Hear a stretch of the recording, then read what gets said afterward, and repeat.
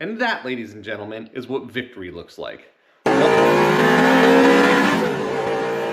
What's up, everybody? I'm Jeremy. Welcome back to Catfish Motorsports. Today, we're going to start a new series. We're going to call it Daily Projects. Now, I'm not really going to bring them to you daily because I don't have that kind of bandwidth. I have a full-time job and other responsibilities, just like most of you guys. We're going to be doing smaller projects that we can go out and work on 30 minutes a day, 15 minutes a day, just to keep the ball rolling on all your projects. This is meant to be more motivational than educational. Today, we're going to start off with this wiper motor from my 1962 Catalina to get the wipers working again. All right, let's get started. So to give you a little bit of background, I mentioned in one of my last videos that in my 62 Catalina here, when I got it, originally the wiper motor, if you turn the switch, it actually physically shocked me through the switch. Ridiculous. Now, I replaced the switch with a switch that I got at a swap meet, but I don't really think that was the problem. I think it was because the motor was frozen, and when you applied ground to it, which we'll get to later, there was a weird impedance feedback within the motor because it was trying to do something that it couldn't do, and you got shocked. By the way, it's ridiculously cold right now, so if I've got the sniffles, I apologize. So we took the cowl off, pulled the motor out of there, which was a bit of an ordeal, snapped off the stud that holds the wiper transmission onto the motor, this little guy right here. And I barely applied any pressure to it. I honestly think somebody else had tried to take it out before to get it unfrozen, felt the bolt starting to give, and then just left it there for the next guy, who happened to be me. Bad luck, but I took that motor, managed to get it unfrozen and all that, a little bit of butchery here and there. I'll show you a little bit of that. We're mostly gonna focus on this one today. Now, I looked high and low to get just a new replacement motor, and they are holy ridiculous expensive. Not only that, but they were really hard to find in the first place. The ones that I found were like $200 just for cores or $300 for a rebuilding service. Really don't want to do that, especially since I managed to get the other one working by myself. So I'm hoping we can do the same thing with this one. This one is out of my parts car. I don't really like to rob parts of it because I want to try to keep that car complete, but it's a parts car for a reason. It is what it is. We're going to take this one, try to apply some of the tricks that we learned with that other one, and see if we can't get it working. And if nothing else, I'll just take the pawl out of this one to replace with this other broken one, and we'll make that other motor work. Okay, so first things first here. We're going to try to make it do something. If we're lucky it spins, I really doubt that's going to happen, but we're hoping it just makes a noise. We can hear something inside click so we know it's trying to work, that it's not all the way broken. These are actually pretty easy to test. I'll go a little bit more in depth with it later when we hopefully get this unfrozen. I've got a few jumpers here. Again, these are really handy. I have another one that I can't find. I need to find it. If you got these little alligator clip jumpers, you don't have to just cut lengths of wire and try to make things work. These are super handy to have in your toolbox. Okay, so I've got 2 of these connected to ground. In a perfect world for this test, we'd actually need 3 of them. I'll show you that later. And then I've got one that we are going to connect to hot. A little bit confusing, but one red is hot, one red's ground, and the other black's ground. So to start with, we're going to ground one of the outside pins.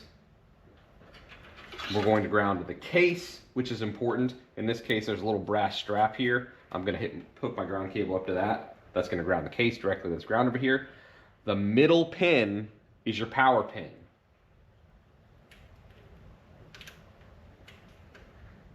Now, you guys probably can't hear that, but there's a solenoid inside that's clicking when I do this. So it's not completely dead. It's trying to work, so we can move on. All right, that's good news. Let's get to trying to unfreeze it. All right, now for starters, just to compare, this guy is actually in way better shape than this other one was. And that goes along with that car out there, despite being destroyed by salt, is actually, in theory, way lower miles than this. And there's just a lot of stuff, like the wiring's in way better shape, stuff like this, it hasn't been hacked on, the pedals have way less wear on them. It all plays out. Whereas this guy from the red car here had some splices. Now these I put in much cleaner, but there were a bunch of splices. It was way dirtier. I've cleaned it off. We're gonna clean this one off too. But just with some cleaning and some fresh grease and a little bit of application of torque through a vise, we managed to get it all unfrozen. So hopefully we can do that too. Now, some of the lessons I learned on this when trying to do this easily, if we can, we're going to avoid taking this section off, which is where the armature sits. There's a rotor stator. It's an electric motor, just like a starter motor or anything like that. It would be good to take it off, but unlike starters and alternators that I've worked on before, there's no real easy trick to getting the brushes back in when you try to put the rotor back in. It was a bear, so we're really gonna try to avoid doing that. We're just gonna open the thing up, try to clean all this out, because that's what's probably gonna be frozen anyway. The rotor itself isn't gonna be frozen. It's gonna be this stuff, because that grease just hardens up over time from all the way from 1962. So we'll clean it up, apply some new grease, and hopefully it just works. If we do have to take this apart, we'll do that, but I don't really want to, and I think I have some old footage where I can show you why it was such a bear on this. And I actually just ended up cutting these wires, because that was easier than trying to put it all back together without having the extra length that cutting these wires gave me. I don't want to hack this one up because it's in really good shape, so we're gonna really try to avoid that. Let's see if we can make it work. Now, I mentioned it's really cold outside right now here in Indiana. It's actually, we're in a crazy cold snap right now. So just getting this out of the parts car, which was outside, was a handful. I mean, it was frozen in there. The drill was involved. God.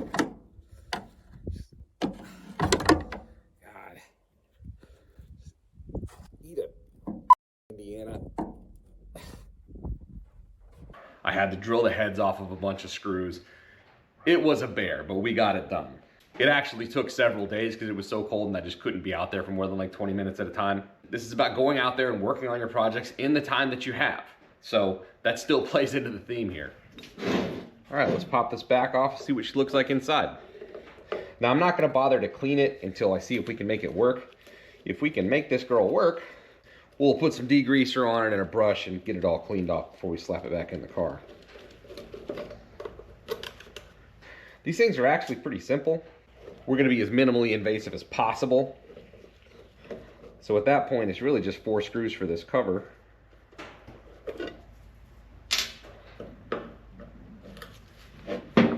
Three in this case, because one of them I already took off that holds a ground strap in. I'll show you that when we install it. Because this is gonna work one way or another. We're either gonna make this one work, which would be optimal, or we're gonna take that broken part out and put it in the other motor, because I already know that one works. All right, the reveal, what's she look like?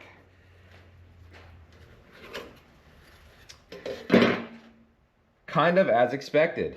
So you have all this old grease in here, and it just gets super hard. On the other motor, I put this whole end, which spins, in my vise, and then just kind of gently worked it back and forth until I got it loose. And then after that, I cleaned it up, put some new grease in it, just sort of worked after that. But you see right here, this should move very freely. Then you see it moved, but it's not coming back.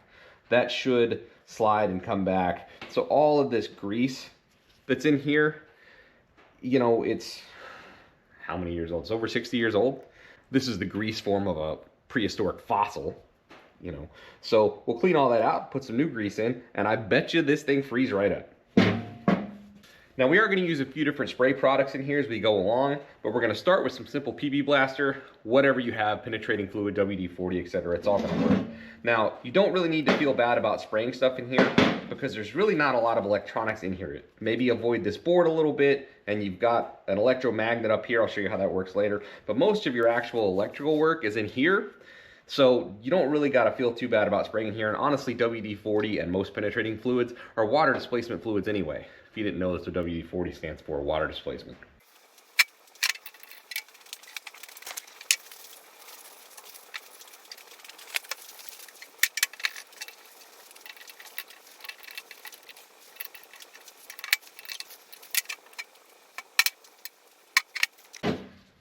Okay, well, I got good news and bad news. Bad news is, cleaning it out didn't just unfreeze it. I just connected it to see if it would spin, and it still wouldn't spin, so it's still frozen up pretty good. Now, unlike newer motors, these don't seem to spin freely when it's all connected, and I really don't want to break anything, so I am going to pop this off so this armature is loose, and then I can put this in the vise and try to spin it, because if I put this in now and try to apply too much pressure, I mean, this is just plastic. I could break that wheel if the armature isn't spinning. I don't want to do that. So good news is you're going to get to see me take this off, and we'll do a little bit more exploring and see what's inside. I bet it's not bad. here we go.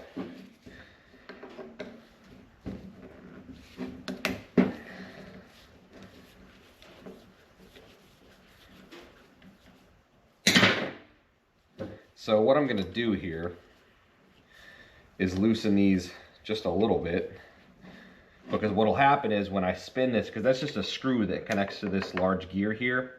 So if I spin it, that will spin outward, and I'm trying to give it a little bit of room to do that, just to get it all broken loose. If I can avoid taking this whole motor assembly apart, I will. All right, so I've given myself a little bit of room. You can see that, not a lot, but a little bit.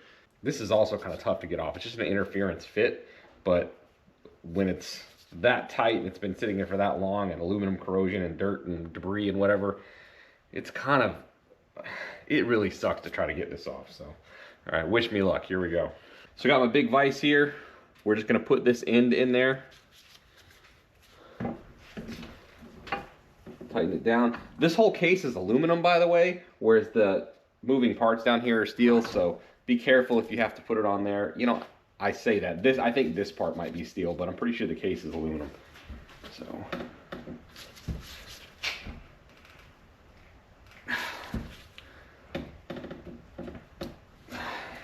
You're killing me.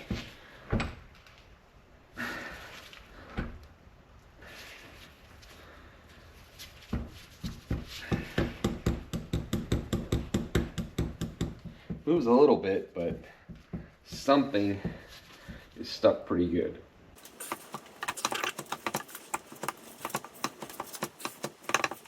That might have just accidentally moved it enough to knock the brushes all the way off, so. Danger. So what I'm concerned happened is there's not a lot of room in here where the bushing on the end of the rotor sits, and it can pop out of those brushes. And if I did that, and I try to force it back in by turning it, because honestly I don't remember which direction screws this out, and it's not moving very much, so I can't get it moving enough to make a good visual. I am concerned that I might have let it out past the brushes and then forcing it back in. I would break the brushes, which would be a problem. I lied, we're just gonna take it off. I'll deal with it. It sucks, but I've done it once, I can do it again.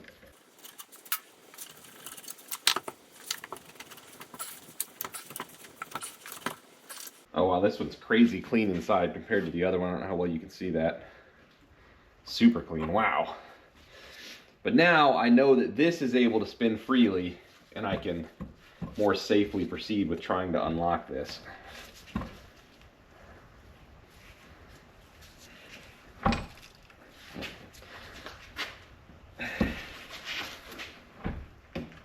Man, I wish I knew what was stuck.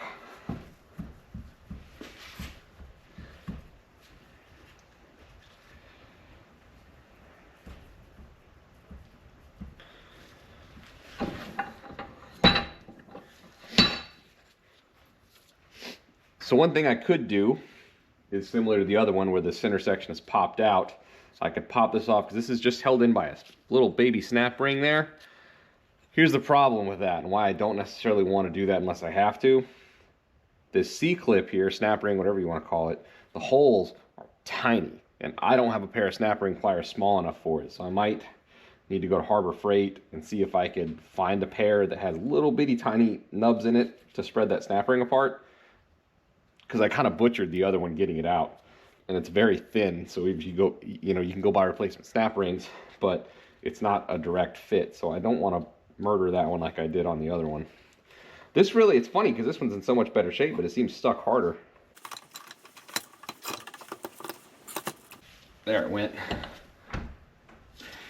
This is again just kind of a worm gear. I'm just going to screw this rotor all the way out, and then we don't risk breaking anything in there, and I can just kind of spin this thing around.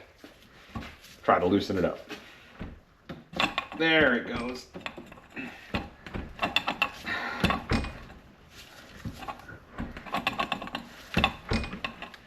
Now one last note before I spray this all down and then just let it sit, and we'll come back out and mess with it later. I watched another video when I was first doing this where a guy was playing with a wiper motor, and he ended up getting his brushes backwards, and then the whole thing ran backwards. So mark your case on both sides, so when you put it back together, you don't accidentally do the same thing, because that would suck.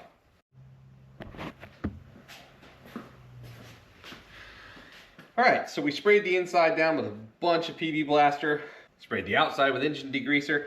We're just going to sit for a while. I've got my fireplace going in the garage, hopefully it'll be a little bit warmer. And then we'll wipe this thing off, see if we can get it to work. Alright, we're back. We let this thing soak for like an hour and a half. I went in and did some homework. I was making a huge mess spraying this thing down here, so I'm going to move this over to my degreasing chamber. We're going to do a little bit more cleaning off, and then I'll show you some of the other products that we were going to use here to try and keep this clean without damaging any electronics. There's a couple of small parts you don't want to lose. One is on the top of your rotor here, there's a little ball bearing. It's almost the exact size of a BB. But that will fall out, and if it hits the floor, it will go who knows where. So be careful with that, don't lose that. You also have your brushes and springs in here, which probably won't go anywhere. And then there is also at the very bottom, there's a little felt washer in the area where your bearing surface on your rotor end sits, which that probably won't come out either, but just know that that's there. We're not gonna do a whole lot of spraying with any degrease or anything down in here. The only thing we're gonna do is take a Scotch-Brite pad and clean all the surface up so that when we slide this back on, it'll go on clean instead of being all crunchy like it was when it came off. So I'm actually gonna cap this again slightly. And we'll just be careful with it. We'll keep it all down here towards the bottom because we're just cleaning off the end right now. And honestly, mostly I'm just gonna like dip the brush and hit it rather than actually like spraying it all over the place.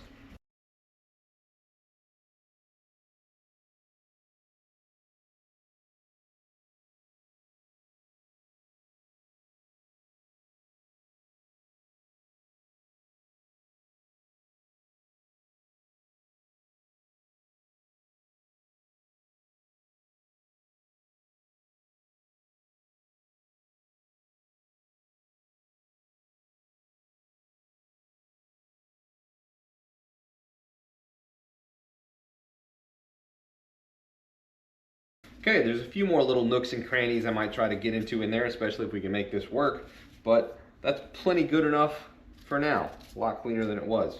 Okay, so I've got two more products we're going to be using here. One is an electronic cleaner. This is just an aerosol spray that's made for spraying out and cleaning electronics. I'm actually running out of this. I might have to go get more. I've got some mass airflow cleaner in the cabinet too, which is probably pretty much exactly the same thing, so I might just substitute that when this goes empty. The other thing is white lithium grease.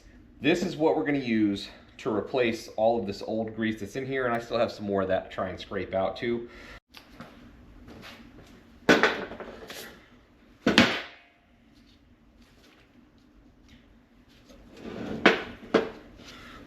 Just almost lost that little BB.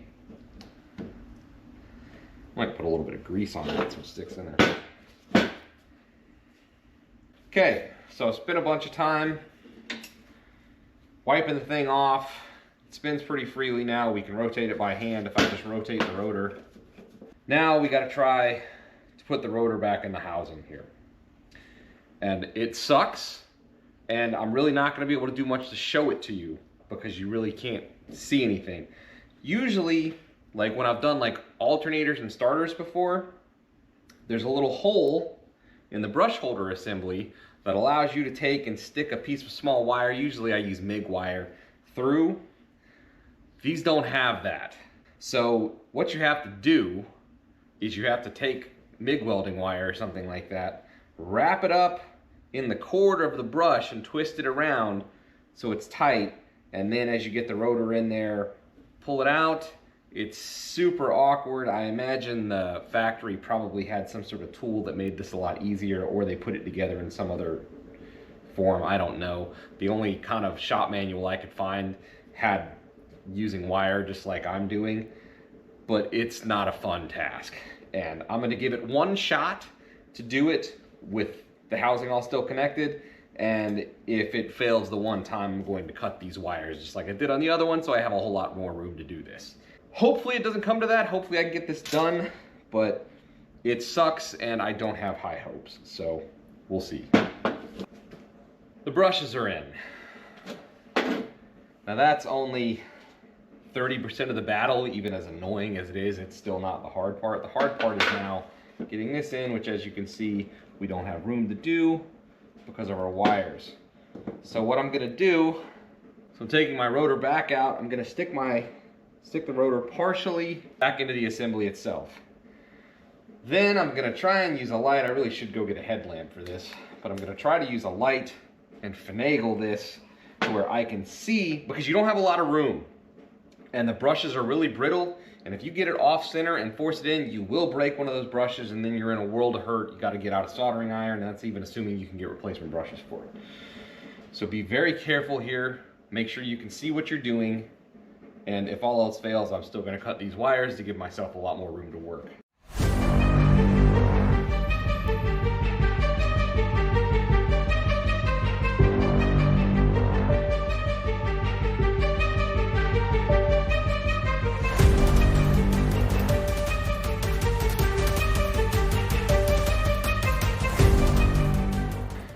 Okay, so we're down as far as we can go here because you can't just force the worm gear down into this bigger gear here. So what we're gonna have to do is put it in the vise and then spin this, and then the worm gear will pull it down in, but I have to keep pressure on this housing end as we do that, because if I don't, I'll just pull the rotor out of the end here, and that's start all over. That's set the whole garage on fire. We're quitting. So wish me luck. After some soul searching and a very heavy cursing, I think I got it. So now we're gonna try to get our long bolts in there, which this is kind of a pain too, actually. Like low key, definitely not the hardest part of the job, but it's not the easiest either. So we're gonna try to get these in here, and then we'll test it again. All right, let's try and test this here. Now we're gonna test it just on the battery of some jumpers, and then I'll actually hook it up to the switch, and we should be able to watch it work there as well. The reason I said earlier that these are kind of counterintuitive is because we're sort of pre-programmed to think of electric switches as turning on the switch and apply electricity. That is not how these work. The switches for a normal classic car 2-speed wiper, and probably even modern cars too, I'm not sure, they actually apply ground. So this middle pin here, I've got ran to the battery, and it is always hot as long as the key is on. It's not hot when the key's off. But as long as your key is on, that boy is hot. And then your ground, your number one, you have one of these screws that's grounded to the firewall, so you're grounding the case. And then you change your ground, I can't remember which is which. We'll figure it out along the way. And then I'll make a little diagram for you because I can't remember. Also, left and right here is sort of weird, you know, what's left and what's right. As we're looking at it here, it's left and right. So I'm gonna hold this up, because if I sit it down, it'll start grounding the case to the radiator and all sorts of other stuff. We don't want that to happen. Just like that. So, ground. And then as soon as I ground this, it's gonna do something. So, we're also getting a little bit of smoke, so that's park mode. So if you just have the rightward one, if you just have the right one, that's gonna put it in park mode. So now, we're gonna take our last little pin here. Where is it? There it is.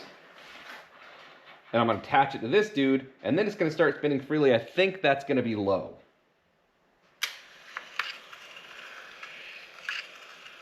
There you go.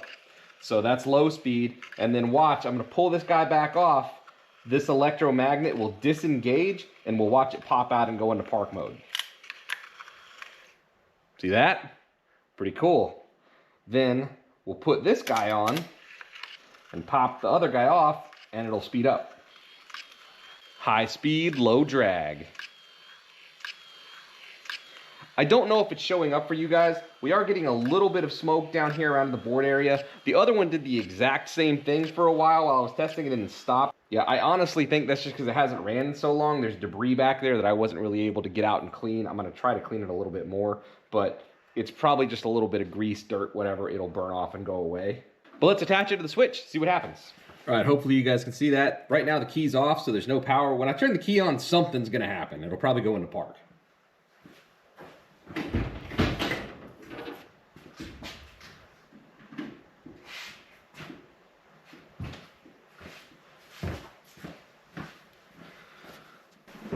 lied. Nothing happened. Oh, I think nothing happened because it's already in park mode. So let's actually turn the wiper switch on and see what happens.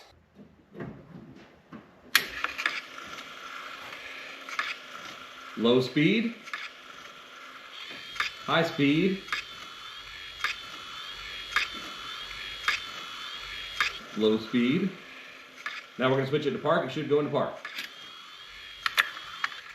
Nice. It's a little bit of a struggle, but I love when a plan comes together. This is something I forgot here. I told you we had to drill out all those fasteners. So that means all of our little feet here still have the screws stuck in them. Now, luckily, they're all coming out pretty easily.